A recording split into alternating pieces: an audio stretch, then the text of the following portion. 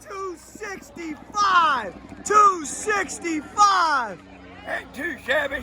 Ah, yes, this speed of glory, the speed of world records, and the cost of running a world record breaking program. It's expensive.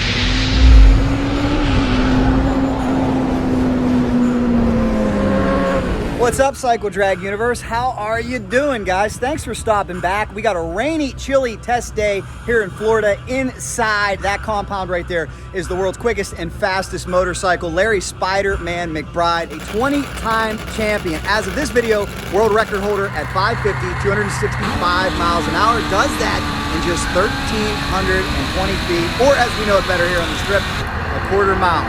Well, guys, in this video, I want to talk about how much it actually costs to do this. We know motorsports are uber expensive at just about every level. You throw nitro methane into the mix and you're talking about an incredibly expensive sport. We're also gonna meet a lot of members of the team and see what their duties are on race day, what they have to do, not only at an event, but also test sessions like this and back at the shop where Larry's brother Steve is so vitally important. So sit back, relax. We're gonna do what we do, give you inside access and let you learn a whole lot more about the world's quickest and fastest motorcycle drag racing team.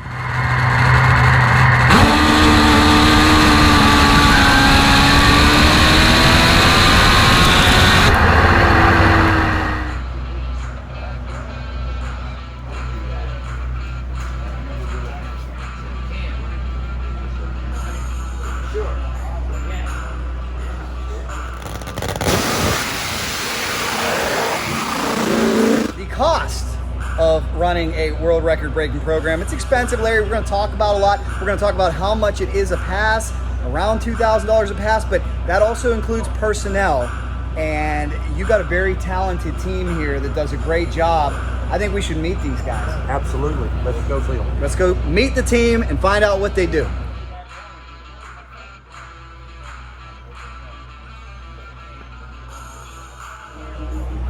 An incredibly valuable member of Team Larry Spiderman McBride, Roland Stewart, former Top Fuel motorcycle racer, U.S. Nationals winner in your own right. I was going to call you co-crew chief, but you said your son has since taken over that role. That's correct.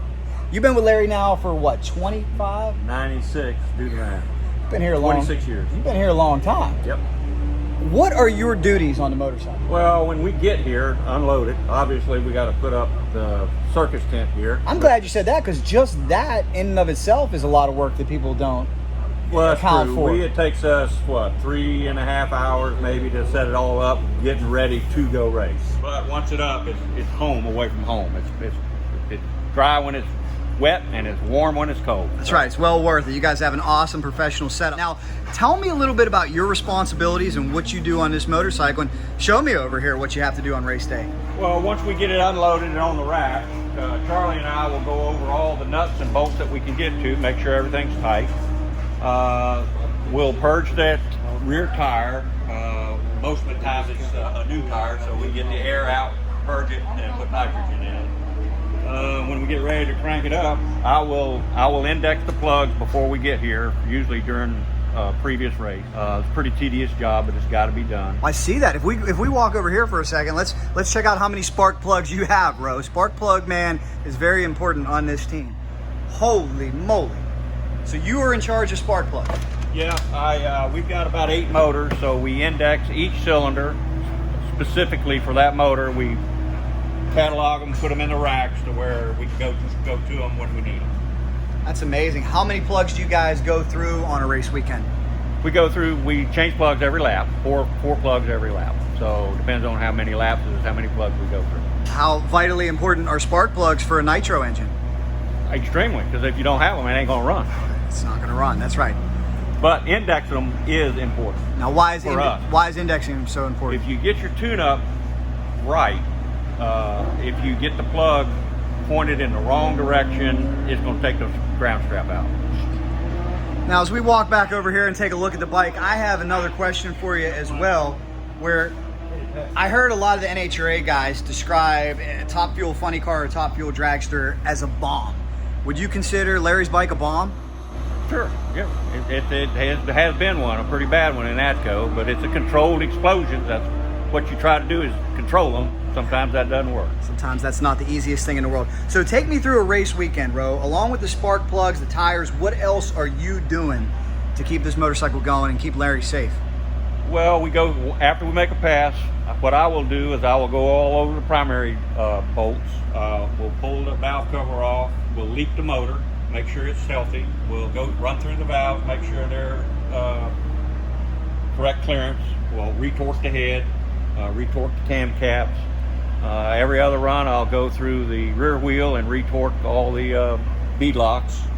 And just pretty much go over the motorcycle, look at it, touch, feel, touch everything, make sure it's still there and tight. So you're talking about a whole lot of safety checks. When Larry goes out there and goes 265 miles an hour, everything needs looked at. Absolutely, twice, sometimes 3 times. Is it a lot of pressure and a lot of responsibility for you knowing that his life is potentially in your hands and the rest of the crew's hands every single time? Absolutely. I mean, Larry's running 265 now. It's pretty friggin' fast. So you got to make sure everything's done correctly the first time, because we don't get a second time.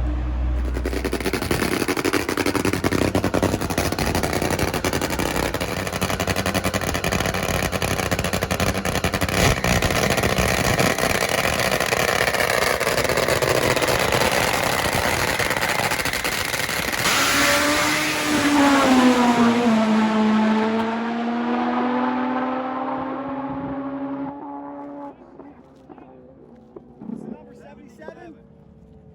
A 77 gets her done. That's all we needed. Team McBride goes. A relatively new member of Team Larry Spiderman McBride. I say that because everybody else has been here about 1,000,000 years. You've been here 5, but you've been a lifelong friend of Larry. It is the one and only Charlie Lynch. Charlie, what's it been like working with this team? Well, it's great. Everybody here, we all get along really well. It's a good team. I truly enjoy it. I have retired from the job that I had and got the opportunity to do this, so I really enjoy it. I want to do it. Well, I know it's like the Hotel California. Once you get in, you can check out anytime you want. Back out. No, you're done. But you can never leave. So if you don't mind, why don't you show me some of what you do and your responsibilities on this team? Well, an ultra important part of this motorcycle is the wheelie bars and of course the nitro methane, the fuel. Charlie, you're in charge of both. Tell me about what you do back here first. well, we paint these wheels after every run. We need to see the marks on the track, know how hard it's hitting and how long it's running on the wheelie bars. I do that. I inspect these wheelie bars for cracks, bend, anything wrong. I do the chain, inspect it, make sure it's tight, lubricated, make sure the sprocket hasn't lost any teeth, because we have had that problem before where it took all the teeth off the sprocket. Well, as we go over here, show me what you're looking for. When Larry comes back for a run, you being the chain and sprocket guy. Well, the first thing I do is I take the front fairing off, turn the radio off. I then take the body off of it. I clean the tire and inspect it, make sure it doesn't have any cuts or blisters or tears or anything in it. I check the chain here to make sure it's tight and nothing's gone wrong. Sprocket, make sure hasn't lost any teeth. It's still, everything's still tight there. And if it lost anything, that means we're changing it, right? We're changing it. It's getting a new one. If there's anything wrong, we replace it. You can't take a chance like that. And what are you looking for on the tires to make a judgment on whether or not you should? Well, this tire's doing pretty good, but sometimes we blister them. They get literally blisters in them, or chunks that come out of them. We've had them come up and hit the body up here, knock holes in it. Knocks hole in the body. That's right.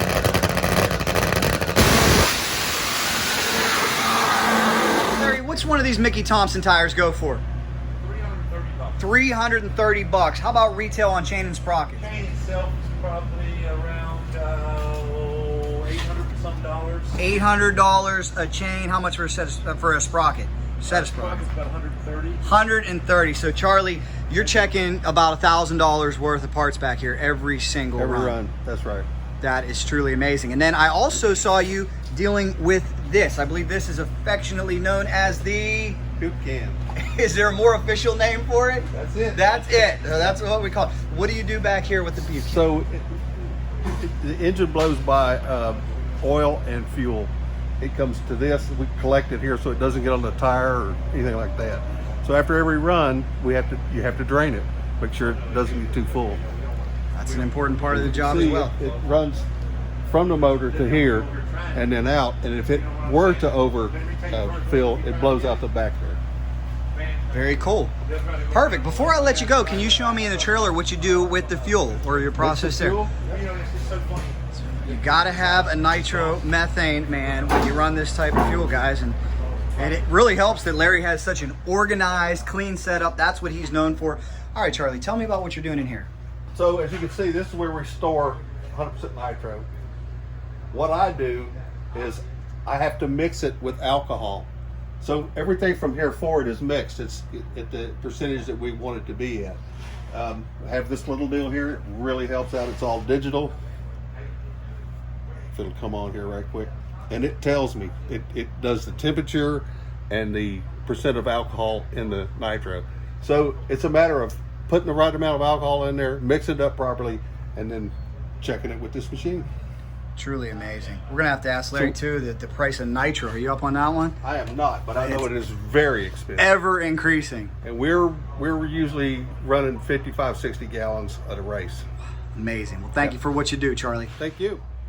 All right, guys, just ask the Spiderman. You know the price of nitro will fluctuate. He said right now about $2,800 for a drum, 55-gallon drum of nitro, and they burn a lot. 265. Yeah, 3 of them. And this, of course, is the young man of the team, 37-year-old Chuck Stewart. The average age of Team McBride, I think, is approaching 68. Yeah. So they need a young man. It's good to have some young blood here. Your dad bestowed the title upon you. I asked him if he was co-crew chief. He said no. Chucky is co-crew chief. I don't know about the title, but sure, why not? So you're incredibly important. You've been with Larry now how many years? The same. Oh, he says the pay's the same. My first real season was, I think, junior year of high school, so 03. Wow, 2000. I didn't go to all the races, but that's the first season I actually was working in some capacity on the team. Well, let's take a look at what Chuck does. So Chuck, you've pointed out you're in charge of the right side of the motorcycle. This is your land. Tell me what you do. Basically. So when we come in, I pull the belly pan off, pull the clutch door off, which is this little guy right here, and then the carbon belly pan, which is like this. And then I help Dad leak the motor. If, say, the motor's hurt, Charlie starts to pull the exhaust off, but then that's when I go to work. I pull the blower drive off, I pull all the frame rails off, so I do technically go on this side of the bike just to get the frame rail. And then I pull the blower out, all the pulleys, all this off to get to the motor mount bolts, and by that time Dad's got his primary off and his motor mount bolts out, and then we can pull the motor out in what, 15 minutes? About 15 minutes we can have the motor out, sitting on the ground. And then depending on what run it is and the run count, I will then pull the chain off, the outboard bearing support out, I'll pull the transmission out, and again, depending on what run count it is, either I'll just change the clutch pack or I will change everything in the clutch, the hat, the clutch pack, and the flat excuse me, Got some nitro. flywheel. And then once that's done, slap a new bullet in it, put it all back together. Very cool, Chuck. Now, I got to ask you about this too. We don't see a whole lot of young men out here, and Larry has talked about how important you are because he said there's a lot of weekends where his team just gets demoralized. These guys have been working all day, sweating in the hot sun, and you're like, no, we're doing it. I don't care if I got to do it myself. So you're really the motivator over here. How has that role been for you? I mean, this thing is, so meticulous, so precise. When it comes down to it, it's a nut and bolt, man. If it's broke, unscrew it, fix it, put it back together. I mean, it's just, that's kind of how I see it. When it, like, if something breaks, break and fix it. Put it out there and let's send it, because I mean, it's fixed. That is a great no-nonsense So- attitude. But I think what a lot of people don't realize is what? We've been to Maryland where it was 110 degrees with humidity. We've been to all these crazy races. And for you guys, it is not an 8-hour day. It's not a 10-hour day. I mean, you're Oh, talking, no. I you don't mean- get much sleep on these weekends, do you? No, especially on Maryland, especially when we have to drive back and forth to Newport News, Virginia 3 times in one weekend. And that was because you didn't have the parts you needed, Yeah, right? just kept breaking stuff. We would break stuff that we've never broken in 30 years of racing. We broke it that weekend.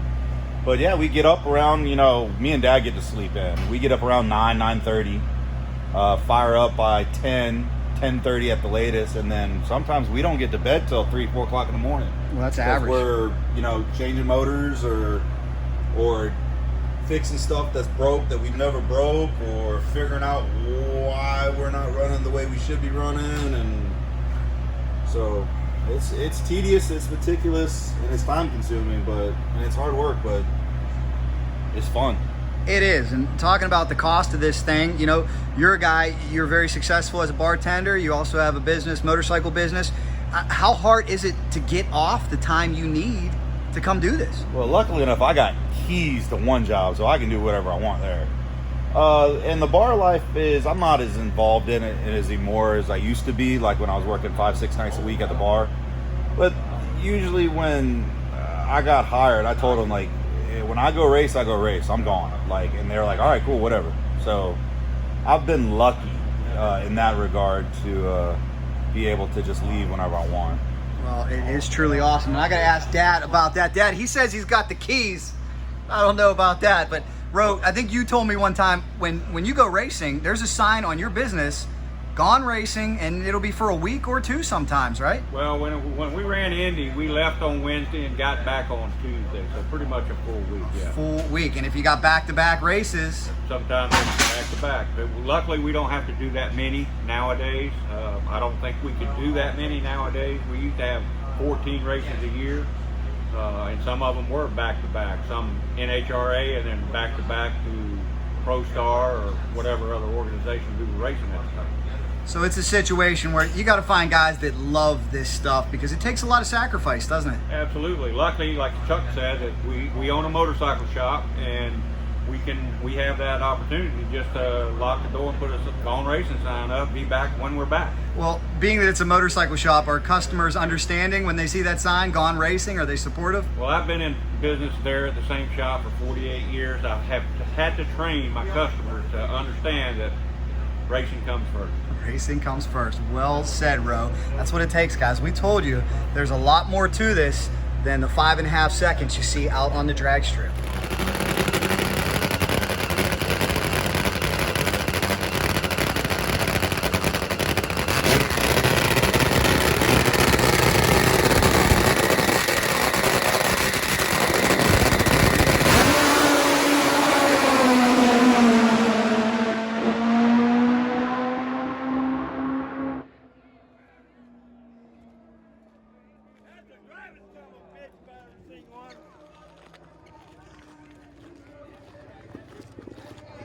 Stevie, your brother's one bad dude out there, huh? Whoa! That was a little hairy, but he didn't back out too much. He did feather it.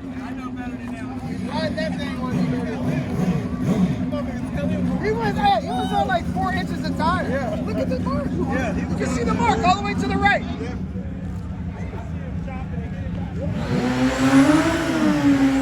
And guys, you want to talk about the Energizer Bunny. Larry has said time and time again, he could never do this if it wasn't for his brother. If you follow our videos, you know what Steve does back at the shop. He's always busy on the mill, busy on the lathe, making parts. Well, we come here to the race, and he also spends an awful lot of time looking at the computer. He is so vitally important.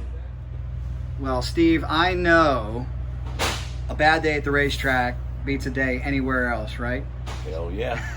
So I've touted you. I've had the pleasure of coming to the shop, watching you make chips, making those metal chips, making parts. But we come here to the race, and you spend most of your time looking at the computer. What are you doing? I'm doing my best to determine what these little squiggly lines are telling me. Like the red line is the engine RPM from a pass we made yesterday, 605 shutting off.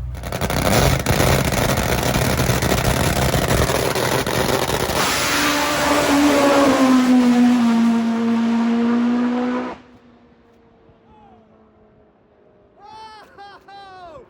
605 shutting it off at half track. Wow, Stevie. The blue line is a pass from Valdosta where we went 567 to 65. They're very close in comparison.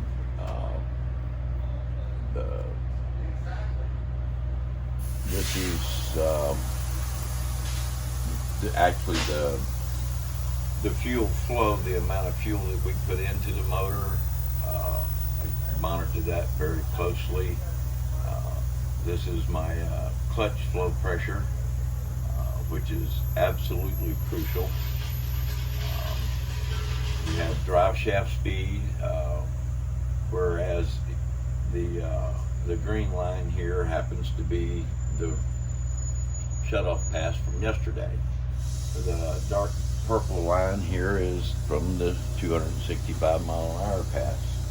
As you can see, the two drive shafts run very, very, very close together. So the run yesterday, had he taken it out the back door, should have been at minimum of 567.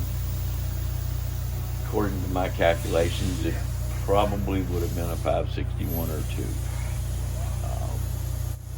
Again, the main thing you have to do is you just have to look at this and see what the motorcycle did. It's telling you what it wants. So you have to pull that out of all of this and put it in the motorcycle and make it work.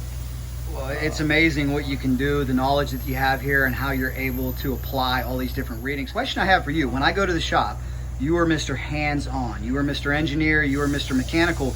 You come here to the race and you kind of have to leave some of those responsibilities to the talented men out there, so you have the time to do a deep dive into this. Is it hard for you to walk away from some of the wrench turning, or do you enjoy it better in here? Well, I don't enjoy it more in here, but at the level we try to run, I am glad that I have Roland Stewart, Chuck Stewart, and Charlie Lynch, and John Dixon backing me up. It gives me, like I say, plenty of time to come in here and get this. Now, Chuck is my right hand. If I can't get to the clutch to change the clutch, he is more than capable of changing the clutch. He still leaves it up to me to do the final settings on the clutch. And he might be still a little bit apprehensive about doing it himself, but I have full confidence in the man. And that's incredibly important to have people out there you can trust, because I was talking with Ro, and your brother's life is in everybody's hands. It is. And sometimes I'd like to maybe throttle him a little bit, but I don't want to hurt him on a motorcycle. Throttle Larry? Well, that's okay. I mean, I'm sure he deserves it. But that's just brotherly love. That's brotherly love, that's for sure. Well, I mean, this is an awesome life you guys live, and it's just amazing. When you get to see all the parts that you worked so hard to create at the shop come out here and put a big number on the scoreboard, how meaningful is that to you? It means a lot. I mean, what more satisfaction can you get when you build something and it actually goes out and does what you built it to do? Amen. Well said, Steve. Well, I'm gonna let you get back to work, but you keep keeping on. Great job. All right, thanks, Jack.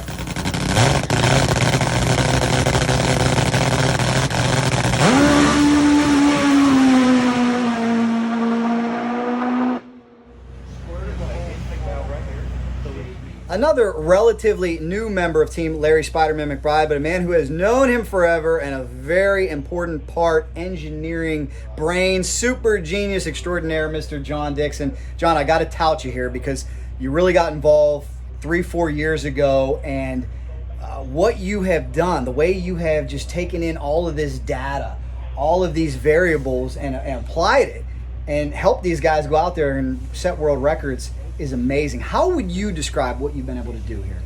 Well, back in the days in the 70s when we ran fuel bikes, we didn't have data loggers. We read spark plugs and relied on information from other people that may have saw something and didn't see it, so it was unreliable. Today, we have data loggers, we have computers. Back in the 70s, I would compute a run. It would take me all day to make a variable change to see what would happen by hand calculator. So today we have, the computers we work with. I can simulate 50 runs in 15 minutes. So if we want to make a change, what we think would happen, I can simulate that and say, okay, I think this is what will happen. We get together, Steve, talk it over. Then of course Larry gets in. We try to convince Larry to say, let's try this. And eventually it makes it into the computer on the bike, and then we go out and see what happens. So that's why you see for the last 2.5 years, especially, when we want to make a good run, we leave it alone and go back to a non-last good run setting to make the race. But there's other runs when we make a fantastic run, and the next run we blow it away. That was fully intentional to try. It wasn't that the bike didn't work. We definitely wanted to try to see if this would push it to that limit. I'm glad you said that, because something I want to address. There have been some turbo guys that want to get in top fuel, and that, hey, we respect all levels of motorcycle drag racing, but some of them have said, yeah, these top fuel guys, they smoke the tire 50% of the time, not realizing a lot of times that's by design. That's you trying something, that's Steve trying something, right? Sometimes it's not. Sometimes it's a track. I mean, the track is unpredictable, so it takes a couple runs sometimes to get a number that really works with the track. But a lot of the times we're trying to see what the limit of the track is, knowing that we're probably going to blow the tire away or shake it, or something happen. So, but that's a good set of numbers we come in and put back in our book for that track and say there's a limitation right here, left lane versus right lane limitations. So if those guys think that it takes us 4 or 5 runs to get a good run, I can guarantee you if they want a 580 right out of the trailer, there'd be no problem. We can dial most one up. anywhere. Probably a lot lower than that, but I can guarantee you they'd see a 580 or lower conservatively. So if they want to put the money on the table, I'm sure they would be happy to place that bet. Oh, it's amazing what these guys can do with technology. Let's take a closer look at the computer setup and what John does.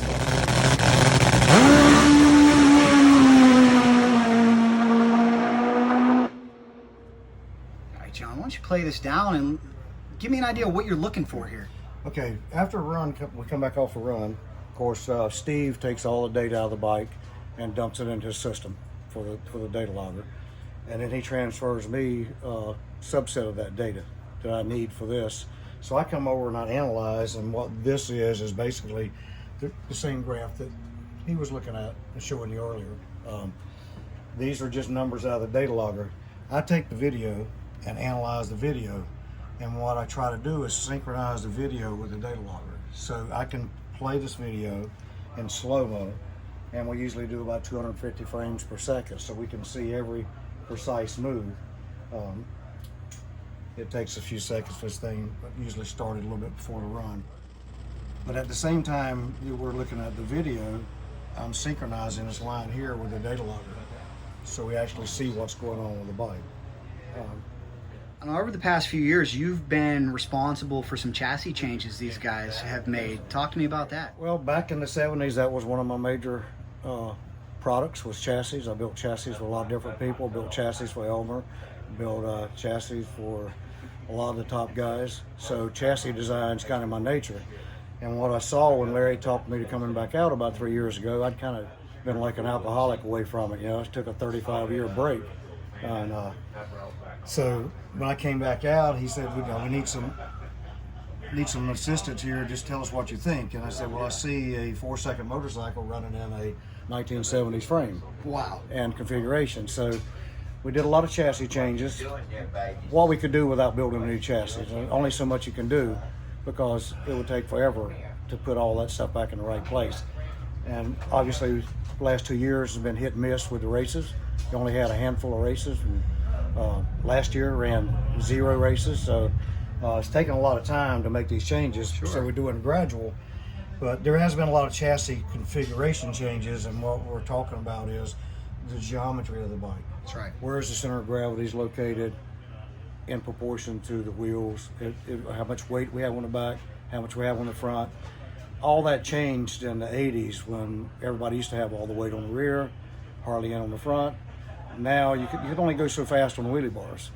So we got to get the bike off the wheelie bars. So if you'll notice on some of the runs you've videoed, about 50 feet out, it's perched on the rear wheel. It's not touching the front or the back. It's just perched on the rear wheel. That's where we want the bike to go. And eventually get that front wheel back on the ground and not off the bars, and then put more power in and go faster. So there's a lot of science that goes behind every run. And so analyzing these numbers after a run, I spend an hour and a half until the next run analyzing it over and over and over. What actually happened on that run instead of guesswork. We precisely tear it apart, frame per frame. Every 1,000th of a second, we look at everything that was going on with the clutch, the tire, the bike, and compare it to the video to see if it coincides with what we actually see happening. So, you know, my job's kind of easy compared to the rest of the guys. They're out there doing a lot of work. I'm just in here crunching numbers. So, well, in the office, and then all I have to do later is we just, you know, put all this together and say, what do we want to put in it for the next run? What do we want to try? Takes a whole team to smash world records. It is. Great so job. Everybody has their part. Everybody does a great job, and we all work together. And we can all, and you know, the biggest thing is we argue about it until somebody wins. And I say, okay, we'll go with that. And usually we end up agreeing on all of it before it's over. But it's a lot of constructive arguments going on in here at times. And I won't say they ever get heated, but we do have some pretty deep discussions. And it all works out in the end. And when we go back out to the track, we only have one thing on our mind. And that's putting the motorcycle down as fast as we can, and as safe as we can. And that's the important part.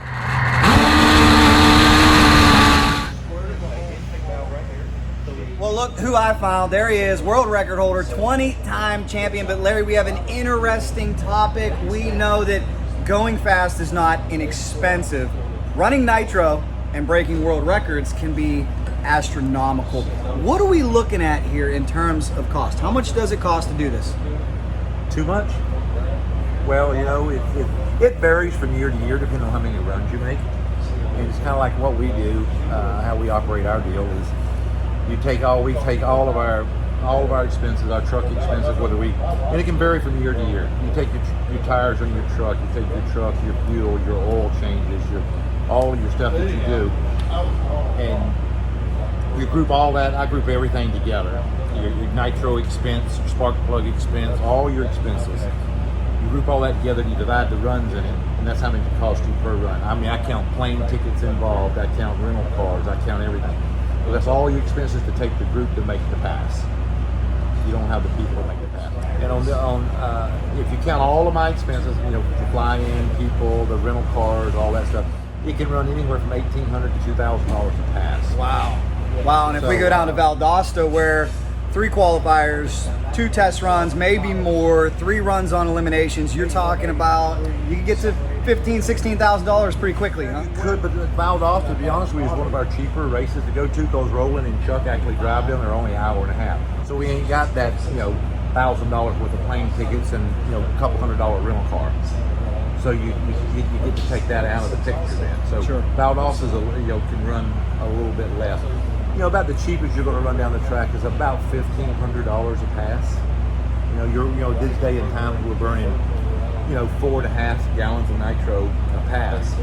And and I'm not sure exactly how much nitro is right now because I bought mine a few years ago, and I try to buy mine at a lot at a time, so you can try to get the expense down. So in today's world, nitro, and I believe it's running over $2,000 a drum. Wow. And we usually burn about a drum a race. So, and you're going to go through in a nitro bike, you're going to use 4 spark plugs a race. Spark plug is going to cost you, depending on what brand of spark plug you're running. If you're going to run an MGK, like is my new sponsor, right? So you run an MGK plug, them plugs are expensive, okay? It's the import tax and all that that costs a lot of money. So MGK spark plugs are about $8-9 a piece.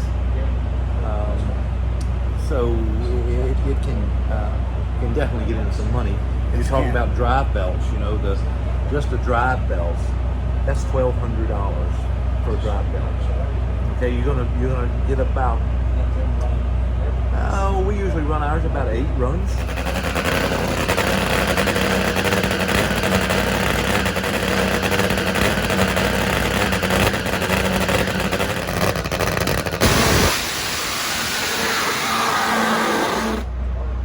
About 8 runs, huh? About 8 runs, and we run a 5-inch wide drive belt, which is here. It's so the price is, it can vary, and we try to be. You're talking about you're feeding 5 people, so the price definitely varies. You're an injector, right? Time you set an injector up, okay, the blank injector, this blank injector, just to get a carbon fiber injector. Time you get it from Ian King and get it to the shop, you got about $1,000 in it. Now you've got to build it and set it all up. Now you've got about $2,500 to $3,000 with all the components that go on it.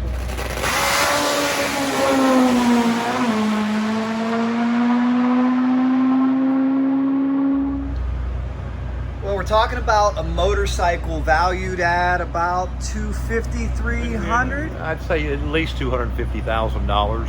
Okay. To build a top of the line quality motorcycle like we have, you take this, this right here, that's $8,000 just for the intake manifold. And that's brand new from Chris Matheson, right? Right, exactly. Wow. So that's about $8,000. $8,000. And then we have a computer down here that isn't inexpensive. Show me that, Larry. Well, this is the EM box. This is really in the computer. This is what controls our clutch controllers, and our fuel control stuff. Okay. This box here, by the time you're said and done with that, you got $3,500 in it. Wow. You can get all the components to it. Okay. Supercharger. That's $4,000. Okay, that ain't counting another $1,200 to $1,500 for the lower snout. That ain't counting the other $175 to $225 for a bully, depending on how exotic you get with the machine work on the thing. There's so much expense and so much time. The cylinder head, that's $10,800 finished. Oh my gosh, almost 11 grand for that head right there, and that's because of all the CNC machining that it requires. No, it's a special made head for fuel, made by Vance and Hines. And Byron redid the head for us to make it stronger, because it's still a cast head, it's not a billet head. Like Ian King and the guys over there, they run billet heads, which would be great, a lot more expensive than this head is here.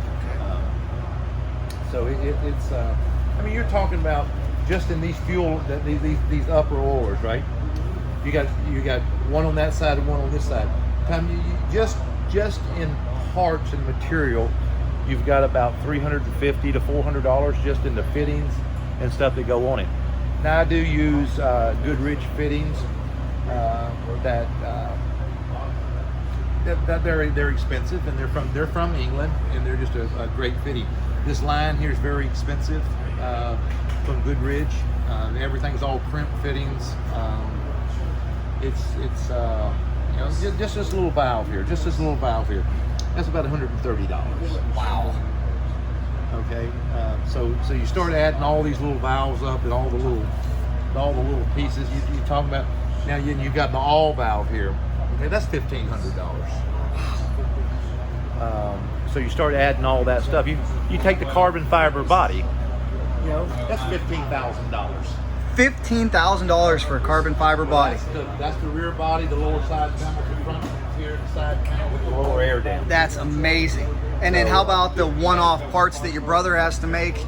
Sometimes it's hard to even put a price on some of that stuff. When you're talking about the exhaust pipes, just the exhaust pipe, just in materials, not counting the bending in. To get them bent like we have them inside mandrel bent, just the labor to do that is $650. Wow.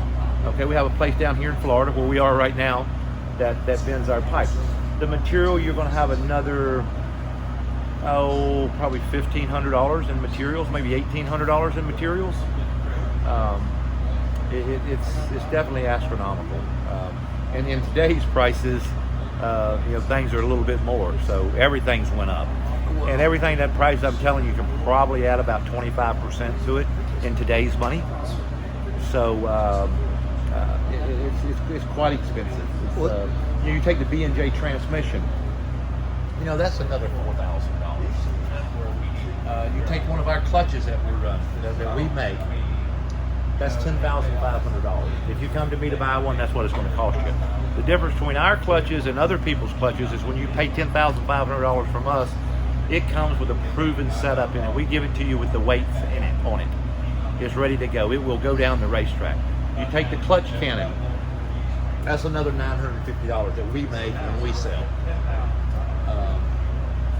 And we don't make a lot of money on them because we do have them.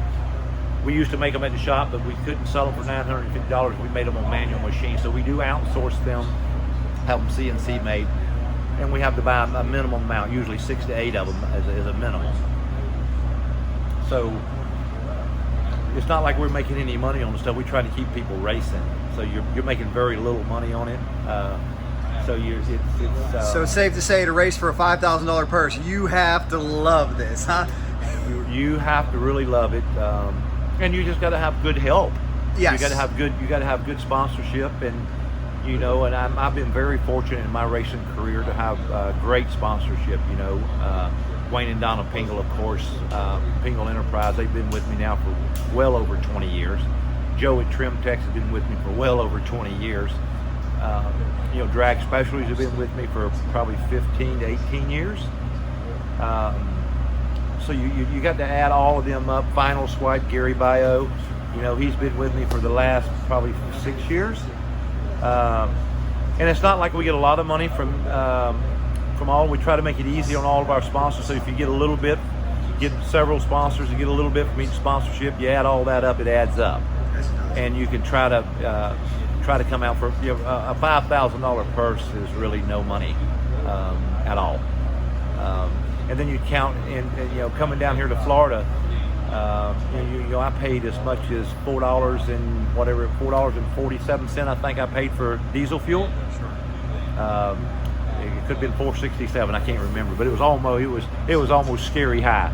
It is. So, everything's scary high right now. Yeah, so when you go up there and you walk in and give them $600, you say, well, we think it'll take $600. If you don't fill your truck up, you got a problem, okay? But back in the day, when gas went to $5 a gallon, I put $1,000 of diesel fuel in it. Okay? Now you got to take wear and tear on your tires. I mean, each tire on that trailer, each tire on that trailer is probably $300 some dollars. So we got 18 wheels. So times 300 by 18, and you got the number. Expense involved. Very, very. It's very expensive sport, and it's a passion to do. And I'm going on like 44 years of doing this, so I love it. It's a passion, and I couldn't do it without my sponsors, without all of my partners that help me do everything that I do. I couldn't do it. There's so many things that come into play. I mean, you take the wheelie bar wheels, right? It's just 2 wheels, but they're billet wheels. Okay. That's $250, and we buy them. That's $250. Okay, they come in a plastic bag. Now you got to make spacers and all that stuff for them. You got to mount everything. So it ain't like, unfortunately, we can't call up vendors and order parts. We can't call DME up and say, I need a fairing stay. We don't have one for yours. I can't call DME up and say I need a set of exhaust pipes, because they don't make them for mine. Not that he couldn't make them, but unfortunately he don't make them. And there's not enough of us to justify for him to put this. So you have to love this. You have to love fabricating stuff. I'm not saying the guys don't have to fabricate, because they do. They have to fit the fairings. They have to fit the turbos. They have to do all this kind of stuff. But they have parts readily available for them to buy. They can call up, Snitz, Pingle, DME, all these people that Nitro Motorsports. He sells DME parts in Canada now. So you can call people like that and get parts that are relatively bolt-on. And in some cases, depending on what kind of bike they're building, they could have to do some modifications to it. That is awesome, man. Guys, as we said, there is a cost. Parachute, $750. $750 for the parachute. Well, excuse me, I just missed it. It's $850. $850, but I'm sure worth every penny when you need to stop, right? Well, I'm gonna tell you, in today's world, it's really worth it. We can't stop anymore without parachutes. Parachutes is a very vital part of us. You take my brakes, for instance, just the rotor, just the brake rotor, it's a carbon rotor. You can call Strange Racing. I buy mine from Strange. This carbon right there, that's $1,000 just for one rotor. Okay, the brake pads is $325 just for the brake pads. So you take this little fitting right here. Then we have little quick disconnect fittings there. That's $130.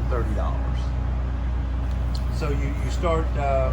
You take these right here, which are my pressure sensor for my wheelie bars. That's $1,000 for a pair of them. So you start adding all this stuff up, and yes, you've got a lot of money. You've got a lot of money.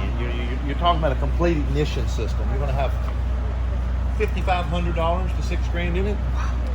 Data logger system, race pack computer, $10,000 with all the sensors and everything that you need to operate. A little valve like this right here, that's another $150 plus. Fortunately, we do make these. Now Ian King is making them. We made the first ones by hand. Now it's actually cheaper for me, instead of making them, it's cheaper for me to buy them from Ian because he has them CNC done. So it's cheaper for me to buy them from him than it is for me to make them anymore. So when they started making them,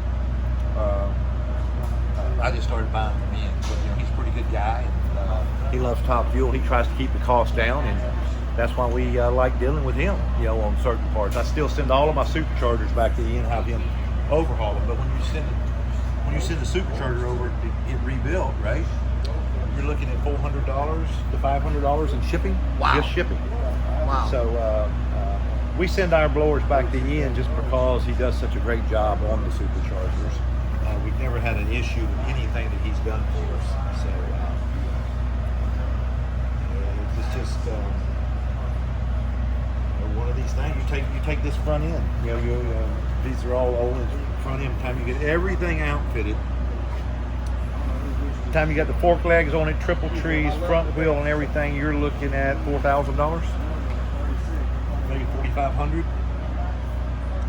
I run Behringer brakes, which I get by buying through DME, which is a great one. Probably one of the best things I've ever done to the motorcycle with. They're pricey, but how bad you want to stop? I want to stop bad. I love going fast, but I love stopping too. So. I hope I give a little bit of all these people a little bit of insight of what goes through this. But it's the time. I tell everybody, is coming to the racetrack is one thing.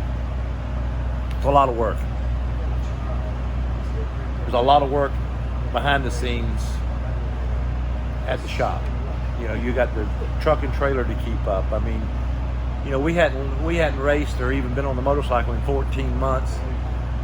The other day I go out, it's been so cold in the house, couldn't put no water in anything. I put water in it.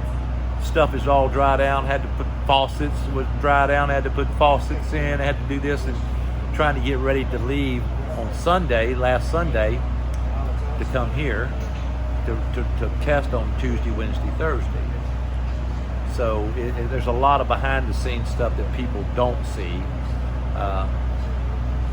But there again, I'm not one to sit at home and watch Madlock either. So well I said. just soon stay at the shop and be doing something.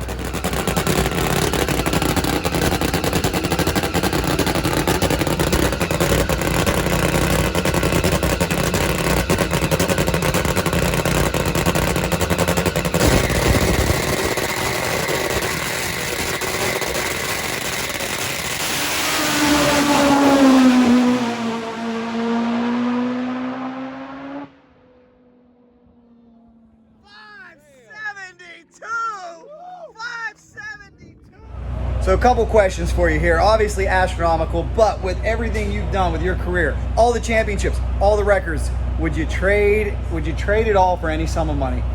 Absolutely not. I'm sure you've torn up millions upon millions. And what we found in ADCO a few years ago, unfortunately, is everything you just mentioned, that can be gone in one day. Something, the nitro gods aren't on your side. Oh yeah, I mean, sure. Yeah, your skin can be gone too. So you got to be, you got to be. And I didn't have all the right safety equipment. So if I had the safety equipment that Vanson has came up with now, I probably wouldn't even have got hurt. Well, thank God you're okay. And one thing we want to touch on here too is you were a little bit reluctant to do this video because you said, hey, I don't want to scare anybody away. We want newcomers to come in. So let's talk about some of the corners you can cut. We gave retail prices on everything. If you have good sponsorship, if you have the exposure, if you have charisma, if you can do things that are going to bring in ROI for companies. If you have a very talented brother or a family member or friends that are mechanically inclined, absolutely, you can bring that cost down, right? Absolutely, you can bring it down if you can do your own cylinder head, work your own cylinders, you know, things like that. You know, make your own parts. Steve is just a phenomenal machinist. So I'm very, very fortunate. My bike, I ain't saying it because it's my bike, but it's I think it's absolutely knocked down, gorgeous motorcycle. My brother has done it all. As far as making every part, all the motor plates, and you know, Steve came up with the original design. This particular set of motor plates that we had CNC'd at Pingle. But yes, as long as you have good help, good people that's dedicated to the deal, you can definitely do it a whole lot cheaper. Yes, you can. And looking at the bright side too, all things are relative. Like, this isn't me with my Hayabusa, $20 on a Wednesday test and tune, having fun. I'm worried about tires, clutches. That's about it. But you look at Mike Salinas, who this year told us he's about $22,000 a pass on his Top Fuel dragster, huh? Exactly. And Mike does his deal the same way I do mine. He just adds all this cost up to buy the runs in it. That's what it costs you. So you can have good years and bad years, depending on how many parts you break. You know, and I'm just so fortunate to have the product sponsors that I have, and that's what people have to look for. And what product sponsors and what sponsors look for is they want somebody that's going to look good, rep them properly, show them good exposure, get on Cycle Drag, get on all of your social media stuff. That's what you show your sponsors. And appearance, I tell everybody, it's appearance. Appearance is a lot. Yes, it is. You got that to be appearance, and you have to treat your fans, spectators, and fellow racers with respect. Yes. Just because I run a Top Fuel motorcycle does not make me any better than the guy that runs a moped at the racetrack, okay? I'm no better than him. I'm just another racer with a bigger and faster motorcycle. I love it. And without sportsman guys, Top Fuel motorcycles wouldn't even exist, because them guys support us just crazy. Like, you take Dustin Lee, and I really like Dustin, and he's a great sportsman racer, but he supports Top Fuel, and we support him. You know, that's what it's all about, is supporting the people that support you, and your fellow racers and your fans. You always got to make time for your kids and your fans. So the last thing you want to do is think you're somebody you're really not. And we have a lot of that in motorsports, that people think that they're on this pedestal, and they're no better than the person that walked up to get an autograph, okay? They're no better. And that's where people lose insight on themselves. They think they're all of that, and that's one thing that I think I've never lost insight. I know who I am, I know where I come from, and I know how I feel about my fans and friends and people, so I try to treat them with respect. Well, guys, that's great information. Larry, thank you so much for giving us an inside tour. Now you know what it costs. If you got to ask, you might want to reconsider it, or just go get those sponsors. If you get those sponsors, you can make it happen. You can come out here, and if you can't afford this, you can go get a Hayabusa, go get an old KZ, come have fun with me, $20 on a Wednesday test and tune. We'll go burn up some clutches and tires, right? Absolutely. There's nothing wrong with that either. Nothing wrong with that, guys. Thank you, Spiderman. If you like that video, here's another one for you. Subscribe right in the middle, and you know if there's anything fast motorcycles, we're in. Cycle Drag rolls on. We'll leave here with a 572. A new track record for Palm Beach International Raceway.